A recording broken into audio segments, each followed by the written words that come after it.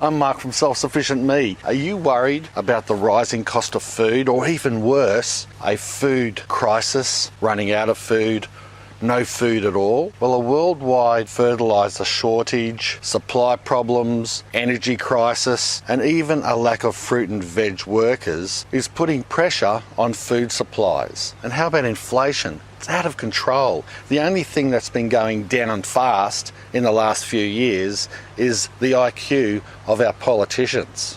What a bunch of bananas. Well, it's enough to drive you bananas. So if we can't rely on governments and big corporations, and we can't, well then we must take steps on an individual level to buffer ourselves against hard times. And that's why in this video I'm going to give you my 6 top crops to grow at home to save you from starving. Let's get into urgency. Number 1 is potatoes. You say potato and I say potato.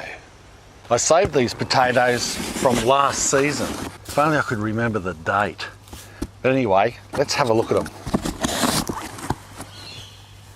A little bit over chitted, but we might be able to get away with planting some. Anyway, I'll have a go at growing them later. Luckily, I've got some new seed potatoes to plant as well. But did you know the Great Famine in Ireland back in 1845 was due to a lack of potatoes?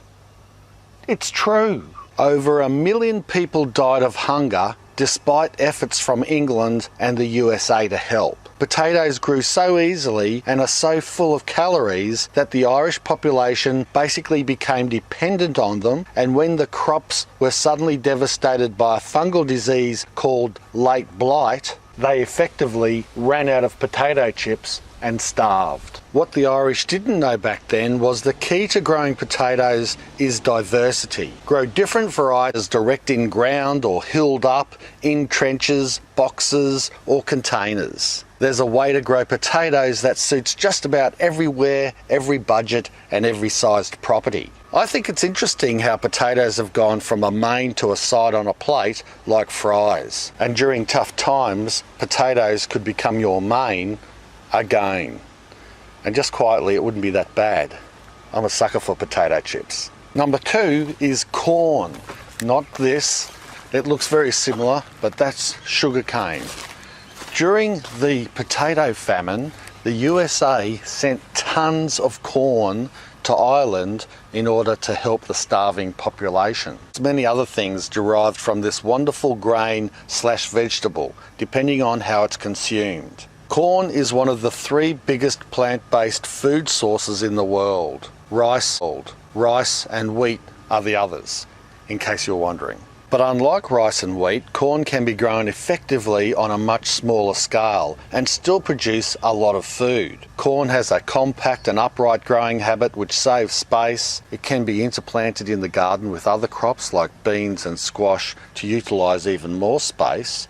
And corn grows as fast as grass, because it is grass. Just like commercially, homegrown corn has many uses, from eating it straight on the cob to making flours, grits, tortillas and popcorn. All these things can be easily done at home without too much effort, making corn extremely versatile. Even the whole plant can be chipped and put back into the garden as a nutritious mulch. No wonder corn became such an important crop for humanity after its discovery in Mexico about 10,000 years ago. And now it's grown on every continent around the world except for Antarctica. And I encourage you to grow it as well, because the way things are going, we're not going to be able to afford to eat at Taco Bell. Number 3 is cabbage. Now, before you screw your nose up, hear me out. Firstly, cabbage is known to lower blood pressure.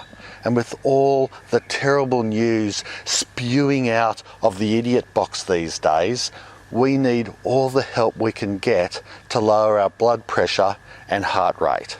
And cabbage has a heap of other health benefits, such as it's full of nutrients to help bone building, immune system, muscle function. More benefits, such as tomatoes go well with most other foods and help to bulk up and add flavour to otherwise dull tasting dishes. And of course, tomatoes are just good on their own.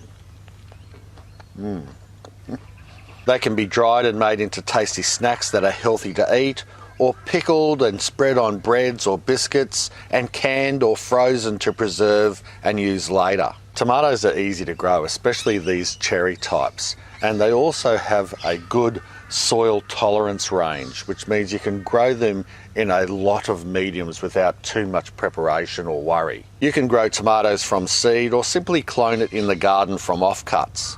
Bury it several inches deep, keep it watered, and in no time a new plant will grow. I've said this a lot in the past and I'll keep saying it. Homegrown tomatoes aren't artificially ripened with ethane gas, unlike supermarket tomatoes. Our tomatoes taste better, they're healthier for you, and they cost considerably less to grow than to buy them. And one other question, what is a tomato? Is it a fruit or a vegetable?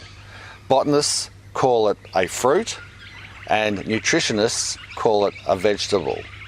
I call it a fruitable. Can you think of any other crops that might